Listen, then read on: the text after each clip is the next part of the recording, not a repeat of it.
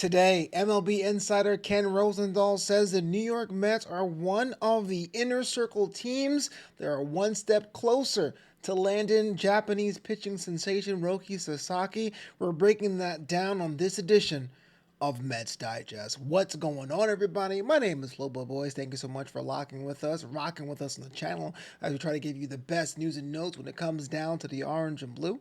Myself, alongside Mike D'Angelo, work tirelessly to give you the news and notes that you need. So if you're watching this right now, do us a solid, do us a favor, don't be a part of that not subscribed crew, that 76.7%. We don't want to be part of that. We don't want to be those guys at all. Drop us a like, subscribe to the channel, make sure you're in the know. So, if you're not worried about Pete Alonso, where he's going, the other story for the New York Mets is definitely being part of the Roki Sasaki sweepstakes, one of the most sought-after free agents in this year's class.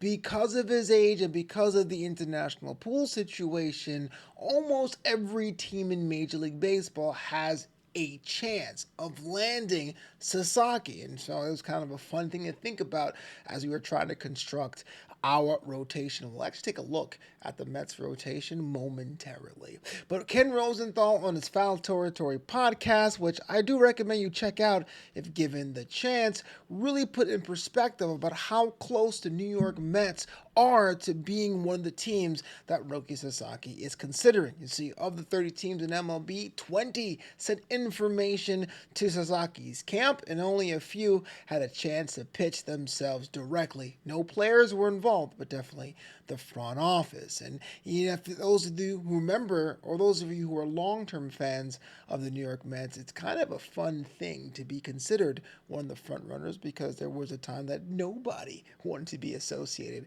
with Queens. Ken Rosenthal writes, I got to give a shout out to Sports Illustrated for transliterating this. Quote, as far as we are now, yes, there are teams that have been identified as the leaders. The one that have met with Sasaki, Rosenthal had said on his podcast, Foul Territory, continues, quote, but it certainly seems like the teams that we've heard mentioned, the Dodgers, of course, the Mets, let's go, the Yankees, I guess, the Padres, because of his value, the Rangers, and some others. Those are the obvious frontrunners based on simply the fact that they have met with Sasaki and other teams have not. And it really is kind of telling how some teams were invited to the party and some were not. But let's take a look at the teams that were mentioned by name. The Dodgers, the Yankees, it makes sense. These are brands. In the case of the LA Dodgers, they're pretty much aligned themselves with the Asian market. There are a lot of countrymen on that roster as well. And the Yankees, despite the fact they haven't won a world championship since 2009, are still kind of one of the biggest brands in baseball. The Rangers are kind of surprised. The Padres are kind of my conspiracy theory answers that they are looking for someone to further their star power run after coming out of obscurity of the past 5 to 6 years, and doing so with a cost-effective option because, frankly, the money is pretty much drying out in San Diego. But as I think about what the opportunities are for Sasaki, the word on the street is that it's not so much of just signing with the team, because he is an international free agent. His window opens in January 15th to the 23rd when the posting window closes, so he has about a week to decide. But it really isn't about just being with a team with the biggest name. Sasaki's camp has said many, many times it's really about being in an environment to help him develop. He knows his limitations as a pitcher. He knows that this season was rough. He's had some injuries.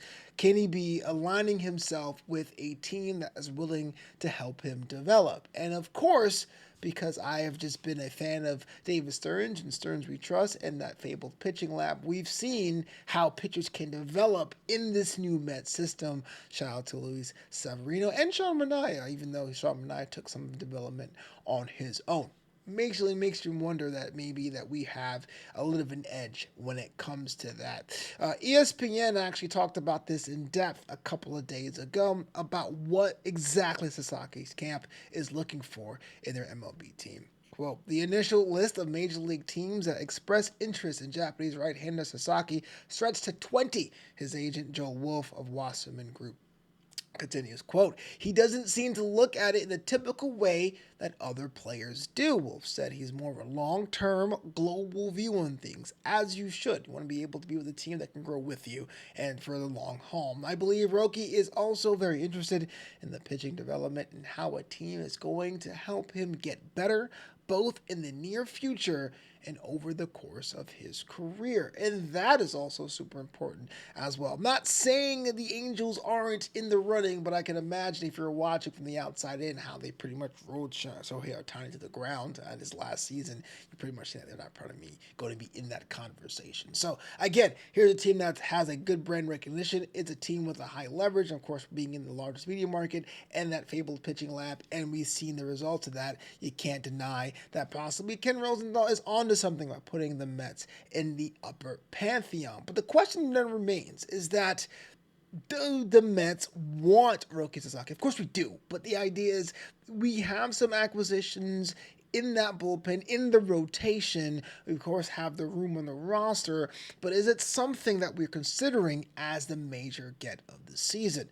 Even though we thought about how cool it would be, where does the front office land on the Sasaki sweepstakes? It kind of seems that it's a nice to have. Will Salmon at The Athletic says this bluntly in a report that released about a day and a half ago. He says, quote, no, the Mets president of baseball operations, David Stearns, acknowledged at last month's winter meetings that he would operate as if landing Sasaki would be a bonus. And I've said in a couple of videos one time, and I won't say it here because I got dragged for saying embarrassment of riches, but that to me, so the plan is already laid out for the 2025 season. It also makes you wonder whether or not there's going to be, or there may not be another arm being acquired for the starting rotation if Sasaki decides to sign elsewhere. So basically, it's a nice to have. Again, something that we're not quite used to as being Mets fans because usually we're kind of a joke when it comes to that. I'm just an old man. I remember those days. So as we think about what is considered nice to have, and we think about, okay, having Sasaki is a kind of a plus, what does that mean for the rotation as is? We all know having a young arm for that cheap will definitely benefit the team. But let's take a step back and let's think about what the rotation looks like as it is today. Shout out to CBS Sports for actually laying this out here, but it made you think about what exactly that rotation looks like. With Manaya up top, my tribal chief being essentially the club ace, and Senga on his ace redemption campaign after that lost season in 2024. The acquisitions of Frankie Montas, Clay Holmes, and Griffin Cannon are going to be in the mix. David Peterson returns, and of course, you have the trade line acquisition of Paul Blackburn and the bullpen / starting rotation guy Tylor, or when he's on, Cylor McGill. This has been told that this is our rotation going forward. There really isn't going to be a big signing. There isn't going to be an ace being added. Sasaki will probably be a nice to have, and whether or not he'll be in that rotation seems to me that he'll be part of that spring training dog pile to see if he were to make it. So not even a guaranteed spot if he were to sign with Queens. Interesting to me. So Ken Rosenthal says the Mets are in the running for someone of his caliber. I do think he will have a fantastic home with the team, whether or not fitting in with the rotation. He does offer a certain set of skills. He is very young, but at the same time, here is a team that is operating as if we will not get him, or maybe we have plan Bs or plan Cs. Again, uncharted territory for a team that used to just sign anyone at will with hopes of having a little bit of juice from overpriced veterans and things of that nature. It kind of spills over to the Pete Alonso thing, overpriced veterans, but that's not the issue for another time. Question for you watching this video right now. Sasaki is going to make his decision probably not on January 15th specifically, but sometime between January 15th and January 23rd.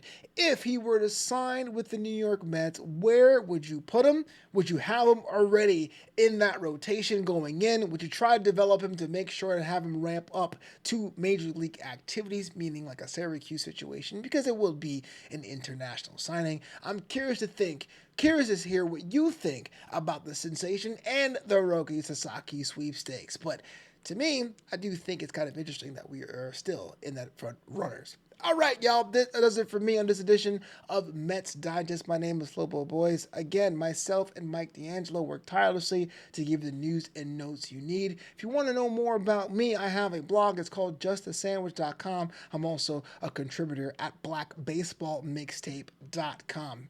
Of course, until next time, as always, it's LJM to the bitter end.